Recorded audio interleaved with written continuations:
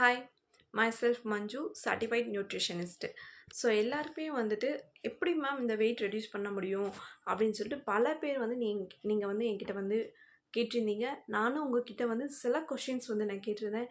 உங்களோட ஹைட் என்ன, உங்கள் வெயிட் என்ன அப்படின்றதெல்லாம் நீங்களும் வந்து எனக்கு ஆன்சர் பண்ணீங்க. உங்களோட ஹைட் அண்ட் வெயிட் டீட்டெயில்ஸ் எல்லாம் நீங்கள் எனக்கு கொடுத்தீங்க. நீங்களும் எந்த அளவுக்கு உங்களோட ஐடியல் வெயிட்டில் இருக்கணும், 22 பிஎம்ஐ எவ்வளோ இருக்கணும் அப்படின்றது வந்து நானும் உங்களுக்கு ஷேர் பண்ணியிருந்தேன் இல்லையா?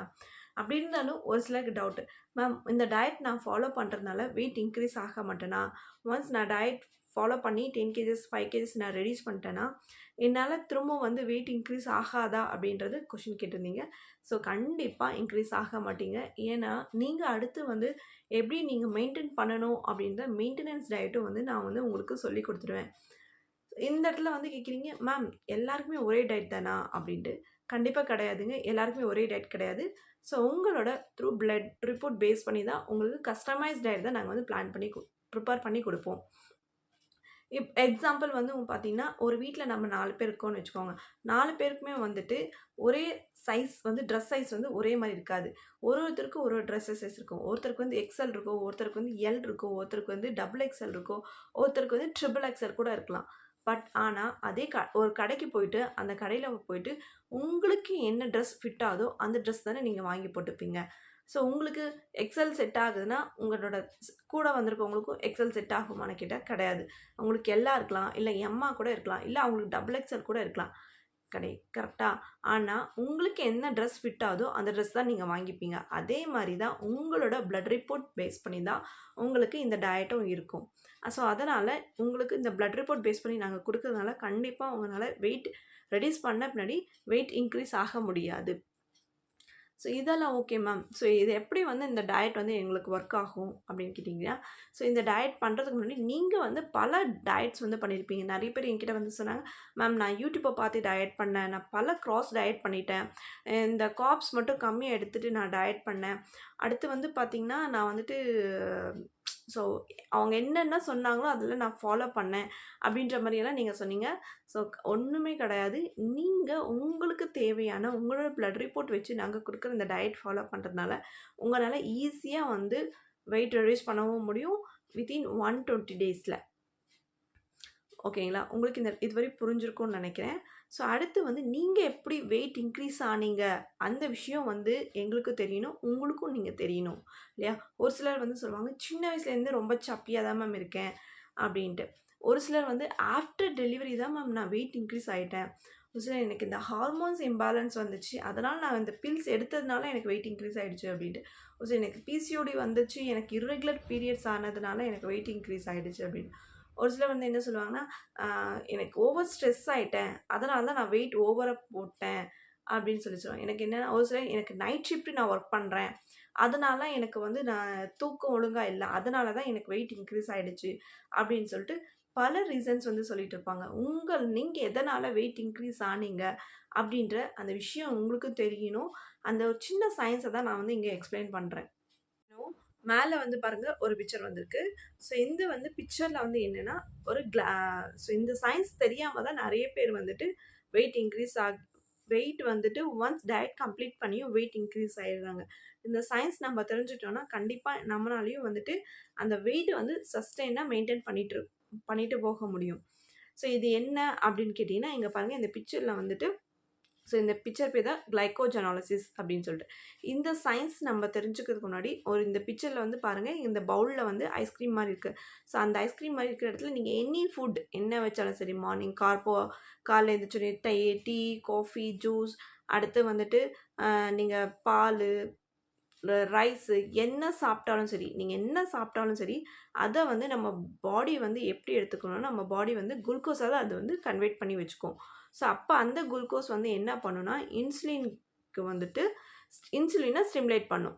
ஸோ அந்த இன்சுலின் கிட்ட வந்து ஆர்பிசி செல் வந்து என்ன பண்ணுன்னா, இன்சுலின் கிட்ட வந்து கலெக்ட் பண்ணி நமக்கு எனர்ஜெட்டிக்காக வந்து கொடுக்கும். ஸோ ஒன்ஸ் வந்து நம்ம பண்ணுறதுனால இந்த டியூரேஷன் எதுவும் ஆகாது. இதுவே வந்து ஒரு நாளைக்கு நம்ம மல்டிபிள் ஈட்டிங்ஸ் பண்ணுறதுனால என்ன பண்ணுன்னா, நமக்கு ஃபேட்டாக வந்து ஸ்டோர் ஆகிக்கும். ஸோ இந்த ஃபேட்டை ரெடியூஸ் பண்ணுறதுக்கு தான் நம்ம இங்கே வந்து ஃபாஸ்டிங் மெத்தடில் வந்து நம்ம வந்து இந்த ஃபேட்டை எடுத்து நமக்கு எனர்ஜெட்டிக்காக குளுக்கோகானை வந்து ரிலீஸ் பண்ணி எனர்ஜெட்டிக்காக வந்து நம்ம பாடிக்கு வந்து நம்ம கொடுக்க போகிறோம். ஸோ நம்ம வந்து ஒர்க் பண்ணுறதே மெயின் வந்து பார்த்திங்கன்னா இந்த இன்சுலின் ரெசிஸ்டன்ஸ் ஆகுது இல்லையா. ஸோ ஒரு டைம் பண்ணால் போதும், பல டைம் பண்ணுறதுனால இன்சுலின் ரெசிஸ்டன்ஸ் ஆகுது இல்லையா. இந்த இன்சுலின் ரெசிஸ்டன்ஸ்னால தான் நமக்கு பல க்ரானிக் டிசீஸ் வருது. அதுதான் obesity, thyroid, diabetic, hormones imbalance, PCOD, BCS. So இதை வந்து நம்ம ரூட் காஸ் என்னன்னு நம்ம தெரிஞ்சுட்டு அந்த ரூட் காஸை நம்ம சரி பண்ணிக்கிட்டோம்னாவே கண்டிப்பாக நம்மளும் வந்துட்டு வெயிட்டை வந்து சஸ்டெண்ட்டாக மெயின்டைன் பண்ணிட்டு போக முடியும். ஸோ இது ஓகே மேம். ஸோ இந்த சயின்ஸ் இருந்துச்சு, அடுத்து என்ன ஃபர்தராக நான் வந்து பிளட் டெஸ்ட் எடுக்கணும் அப்படின்னீங்களா. பிளட் டெஸ்ட் என்ன நீங்கள் எடுக்கணும் அப்படின்றது நான் வந்து உங்களுக்கு ஷேர் பண்ணுறேன். ஸோ ஸ்க்ரீன் தெரியுதுன்னு நினைக்கிறேன். என்ன பிளட் டெஸ்ட் எடுக்க போகிறோன்னா HbA1c தான். HbA1c என்னன்னா நம்மளோட பாடியில் இருக்கிற ஸோ சுகர் வேல்யூ தான், குளுக்கோஸ் வேல்யூ தான். ஸோ HbA1cனா என்ன மேம்னா, நிறைய பேர் வந்து சொல்கிறது வந்து என்னென்னா, மேம் நான் ஃபாஸ்டிங் குளுக்கோஸ் எடுத்துகிட்டு வந்துட்டேன் அப்படின்ட்டு. ஸோ இது இல்லைங்க, இது வந்து HbA1cன்றது நம்ம பாடியில் இருக்க 3 மந்த் ஆவரேஜோட பிளட் சுகர் லெவல் தான். ஸோ இந்த வந்து நம்ம என்னென்னா, ஸோ இதில் வந்து நீங்கள் வந்து டயபெட்டிக்கில் இருக்கீங்களா, ப்ரீ டயபெட்டிக்கில் இருக்கீங்களா, இல்லை டைப் 2 டயபெட்டிக்கில் இருக்கீங்களா அப்படின்ற அந்த விஷயத்தை வந்து நம்ம இங்கே வந்து சொல்லுவோம். ஸோ 5.7க்குள்ளே இருந்துச்சுன்னா நீங்கள் வந்து சேஃப் ஜோனில் இருக்கீங்க அப்படின்ட்டு. இதுவே 5.7லேருந்து 6.4க்குள்ளே இருந்துச்சுன்னா கண்டிப்பாக வந்துட்டு நீங்கள் இந்த டேக் கேர் பண்ணி ஆகணும். கண்டிப்பாக ப்ரீ டயபெட்டிக்கில் இருப்பீங்க. ஸோ இது வந்து நம்ம டேக் கேர் பண்ணுறதுனால ஸோ ஃபர்தராக ஃப்யூச்சரில் வந்துட்டு நம்ம டயபெட்டிக்குள்ளே என்ட்ரி ஆகாமல் இருக்கிறதுக்கு இது நமக்கு ரொம்ப ஹெல்ப் பண்ணும். அதுக்காக தான். இதுவே டைப் 2 டயபெட்டிக்கில் வந்து பார்த்திங்கன்னா 6.4க்கு மேலே இருக்கவங்க எல்லாருமே வந்துட்டு டயபெட்டிக் பேஷண்ட் அப்படின்னு சொல்லுவாங்க. ஸோ இதை வந்து நம்ம கரெக்டாக ரிவர்ஸ் பண்ணிக்கிறதுக்கு இந்த வந்து பிளட் டெஸ்ட் வந்து ரொம்ப ஹெல்ப் பண்ணும். ஓகேங்களா. ஸோ நெக்ஸ்ட்டு வந்து பார்த்திங்கன்னா ஸோ லிப்டு ப்ரொஃபைல் தான். லிப்டு ப்ரொஃபைல்னால் என்னன்னு கேட்டிங்கன்னா ஒன்றும் இல்லை, நம்ம பாடியில் இருக்க கொலஸ்ட்ரால் வேல்யூ தான். உங்களோட கொலஸ்ட்ரால் வேல்யூ எவ்வளோ இருக்குது அப்படின்ட்டு. ஸோ கொலஸ்ட்ரால் வேல்யூனால் என்னன்னு கேட்டிங்கன்னா உங்கள் பாடியில் குட் ஃபேட் எவ்வளோ இருக்குது, ஸோ HDL எவ்வளோ இருக்குது, LDL எவ்வளோ இருக்குது, குட் ஃபேட் எவ்வளோ இருக்குது, பேட் ஃபேட் எவ்வளோ இருக்குது. ஸோ இது நம்ம ரிவர்ஸ் பண்ணுறதுனால நிறைய பேருக்கு வந்து என்னென்னா HDLனா என்ன, LDLனா என்னன்னு தெரியல. ஸோ இந்த ஸ்க்ரீனில் தெரியுது பாருங்கள். HDLன்றது ஸோ குட் ஃபேட்டு. ஸோ இந்த எல்லோஷாக இருக்குது இல்லையா, எல்லோவாக இருக்குல்ல, அதுதான் LDL. அதுதான் பேட் ஃபேட் வந்து நம்ம பாடியில் இருக்கிறது. ஸோ இதை வந்து நம்ம வந்து ஒர்க் பண்ண போகிறோம் இந்த ஃபாஸ்டிங் மெத்தடில், இந்த டயட்டில். ஸோ இதை வந்து நம்ம ரெடியூஸ் பண்ணுறதுனால என்னென்ன சைட் எஃபெக்ட்ஸ் வராது, என்னென்ன நம்ம வந்து நம்மளாகவே ப்ரிவிஷன் பண்ணிக்கலாம் அப்படின்னு பார்த்திங்கன்னா, ஸோ நிறைய பேருக்கு வந்துட்டு ஃபேட்டி லிவர் வரதுக்கு சான்சஸ் இருக்குது. அடுத்து வந்துட்டு ஹார்ட் அட்டாக், ஹார்ட் ரிலேட்டடாக ப்ராப்ளம்ஸ் வரும். நெக்ஸ்ட்டு வந்து பார்த்திங்கன்னா அவங்களுக்கு பிபி, சுகர், அடுத்து வந்து பார்த்திங்கன்னா அவங்களுக்கு வந்துட்டு ஸ்ட்ரோக் அந்த மாதிரி வரத்துக்கு சான்சஸ் இருக்குது. ஸோ இதெல்லாம் நம்ம முன்னாடியே நம்ம எடுத்து பார்க்கறதுனால இதெல்லாம் வராமல் நம்மளவே பாதுகாத்துக்க முடியும், ப்ரிவிஷன் பண்ணிக்க முடியும். ஸோ இதுக்காக தான். ஸோ இது HDL ரொம்ப லோவாக இருந்தால் உங்களுக்கு ப்ரோட்டீன் ஹையாக கொடுக்கணுமா இல்லை லோவாக கொடுக்கணுமா அப்படின்ற விஷயம் வந்து இந்த பிளட் ரிப்போர்ட் பேஸ் பண்ணி தான் நம்மளால் கரெக்டாக வந்து டயட் ப்ரிப்பேர் பண்ண கரெக்டாக இருக்கும். ஸோ இது ஓகே. அடுத்து வந்து பார்த்திங்கன்னா கிரியாட்டினைன் என்னன்னு கேட்டிங்கன்னா, கிரியாட்டினைன் ஒன்றும் இல்லை, உங்களோட வாட்டர் லெவல் எப்படி இருக்குது, ஸோ நீங்கள் வாட்டர் எப்படி இன்டேக் பண்ணிகிட்ருக்கீங்க, யூரிக் ஆசிட் அதிகமாக இருந்துச்சுன்னா உங்களுக்கு வெஜ் ப்ரோட்டீன் கொடுக்கணுமா, நான்வெஜ் ப்ரோட்டீன் கொடுக்கணுமா, இல்லை ப்ரோட்டீன் கொடுக்காம உங்களை டயட் பண்ண வைக்கணுமா அப்படின்றது எல்லாமே வந்து இந்த கிரியாட்டினைன் உங்களோட கிட்னி ஃபங்க்ஷன்ஸ் தான். நிறைய பேருக்கு சொல்லுவாங்கள்ல, கிட்னியில் வந்து எனக்கு ஸ்டோன் வந்துச்சு மேம், எனக்கு யூரின் பாஸ் பண்ணவே முடியல அப்படின்ட்டு. ஸோ இது எல்லாமே இந்த ஒரு விஷயத்தினால தான் நம்ம வந்து இந்த டெஸ்ட் எடுக்க சொல்கிறோம். ஸோ ஃபோர்த் ஒன் வந்துட்டு ஹீமோக்ளோபின் என்னென்னா உங்களோட பிளட் ரிப்போர்ட்டில் வந்துட்டு பிளட் கவுண்ட் எவ்வளோ இருக்குது, ஹீமோக்ளோபின் கம்மியாக இருக்கா ஜாஸ்தியாக இருக்கா அப்படின்ற விஷயத்தை வந்து நம்ம வந்து இங்கே வந்து தெரிஞ்சுக்கணும். ஸோ ஒரு சிலருக்கு ஹீமோக்ளோபின் கம்மியாக இருந்தால் வந்து என்ன பண்ணோன்னா அவங்களுக்கு வந்து ஸோ ஆக்னி வரும். ஸோ நிறைய விஷயம் வந்து ரொம்ப அயன் வந்து ரொம்ப கம்மியாக இருக்கும். ஸோ அதனால் வந்து நம்ம இதை வந்து டேக் கேர் பண்ணியே ஆகணும். ரொம்ப இது. அடுத்து வந்து பார்த்திங்கன்னா தைராய்டு. ஸோ தைராய்டு வந்து இருந்தாலும் நீங்கள் வந்து ஒபெசிட்டியில் இருப்பீங்க.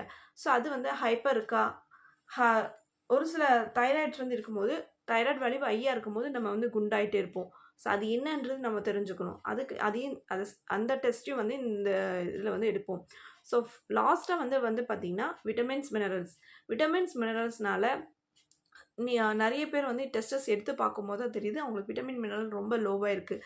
ஸோ இந்த ஒரு விஷயம் ஹார்மோன்ஸ் இம்பேலன்ஸ்னால தான் அவங்க பாடியில் வந்துட்டு அவங்களுக்கு வந்து பல ஹார்மோன்ஸ் இம்பேலன்ஸ் வருது. அதாவது பிசிஓடி, பிசியூஎஸ், தைராய்டு இதெல்லாம் வருது. ஸோ இதை வந்து நம்ம டேக் கேர் பண்ணி ஆகணும். இதை நம்ம டேக் கேர் பண்ணாமல் விடுறதுனால நமக்கு வந்து ரொம்ப நிறைய பேர் சொல்லுவாங்க எனக்கு தூக்கம் வரமாட்டேங்குது எல்லாம்னா இந்த விட்டமின் மினரல்ஸ் வந்து நம்ம பாடியில் ரொம்ப கம்மியாக இருக்கும்.